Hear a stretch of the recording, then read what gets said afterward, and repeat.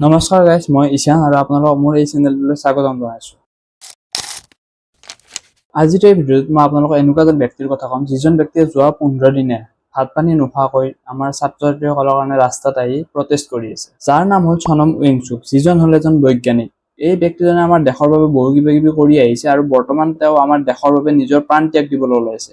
এতিয়া কথাটো হ'ল যে তেওঁ কিহৰ বাবে প্ৰটেষ্ট কৰি আছে। তেওঁ আমাৰ এডুকেশ্যন চিষ্টেমটোৰ বাবে হাংগাৰ ষ্ট্ৰাইক কৰি আছে। আচলতে হাংগাৰ ষ্ট্ৰাইক মানে কি, মই আপোনালোকক একদম এটা সহজ উদাহৰণ দি বুজাই দিওঁ। কেতিয়াবা আমাক কিবা বস্তু প্ৰয়োজন হ'লে আমাক যদি ঘৰৰ মানুহে সেই বস্তুটো নিদিয়ে, তেতিয়াহ'লে আমি কেইদিনমান ভাত পানী নোখোৱাকৈ থাকো, যাৰ ফলত আমাৰ ঘৰৰ মানুহে সেই বস্তুটো দিবলৈ বাধ্য হৈ যায়। এইটো হ'ল হাংগাৰ ষ্ট্ৰাইক। এতিয়া জানো আহক যে চনম ৱাংচুকে কিয় হাংগাৰ ষ্ট্ৰাইক কৰি আছে। তেওঁ এইটো কৰি আছে নিট পেপাৰ লিক হোৱাৰ পিছত যিকেইজন ছাত্ৰ-ছাত্ৰীয়ে আত্মহত্যা কৰিলে তেওঁলোকৰ পৰিয়ালৰ বাবে তেওঁ এই ষ্ট্ৰাইকটো কৰি আছে। তাৰ উপৰিও আৰু 4-5টা কাৰণত তেওঁ এই প্ৰটেষ্টটো কৰি আছে। প্ৰথমটো হ'ল যে 6th Schedule status for Ladakh. এতিয়া 6th Schedule মানে কি? 6th Schedule মানে হ'ল ভাৰতৰ এনেকুৱা এটা বিশেষ ব্যৱস্থা যাৰ সহায়ত জনজাতীয় অঞ্চলত স্বায়ত্তশাসন অধিকাৰ দিয়া হয়।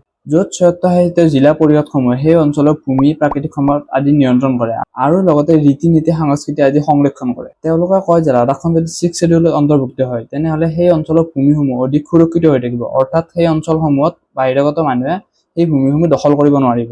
দ্বিতীয়টো হ'ল ষ্টেটহুড ফৰ লাডাখ, অৰ্থাৎ আপোনালোকে জানে যে লাডাখখন কোনো ধৰণৰ ৰাজ্য নহয়, তাত কোনো ধৰণৰ বিধানসভা নাই বা তাত কোনো ধৰণৰ মন্ত্ৰী নাই, সেইবাবে তেওঁলোকে লাডাখখন এখন ৰাজ্য হিচাপে বিচাৰে। তৃতীয়টো হ'ল প্ৰটেকশ্যন অফ লাডাখ ফ্ৰেগাইল এনভাইৰনমেণ্ট, অৰ্থাৎ লাডাখৰ গ্লেচিয়াৰ, নদী, পানী, বনাঞ্চল আদি সুৰক্ষাটো তেওঁলোকে বিচাৰে। আৰু 4 নম্বৰটো হ'ল job security and political representation for local people, অৰ্থাৎ তাৰ স্থানীয় লোকসকলক চাকৰি বা কৰ্মৰ সুযোগ দিয়া, অৰ্থাৎ জনসাধাৰণ নিৰ্ধাৰণ কৰা প্ৰতিনিধিৰ দ্বাৰা সেই অঞ্চলটো শাসন কৰা বা সেই অঞ্চলটোৰ সিদ্ধান্তসমূহ গ্ৰহণ কৰা।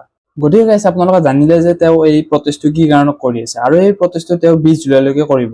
আৰু এটা বস্তু জানি আপোনালোকে আচৰিত হ'ব যে এই প্ৰটেষ্টটোত তেওঁ এইকেইদিন ভাত পানী নোখোৱাকৈ আছে, যাৰ বাবে তেওঁৰ দেহৰ ওজন প্ৰায় 6 পৰা 7 কিলো প্ৰতিদিনে কমি যায় আছে। গতিকে আপোনালোকলৈ মই এটাই অনুৰোধ যে এই ভিডিঅ'টো আপোনালোকে এনেকুৱাকৈ শ্বেয়াৰ কৰক যাতে গোটেই ভাৰতবাসীৰ লগতে আমাৰ গোটেই অসমবাসীয়ে তেওঁক চিনি পায়। ধন্যবাদ।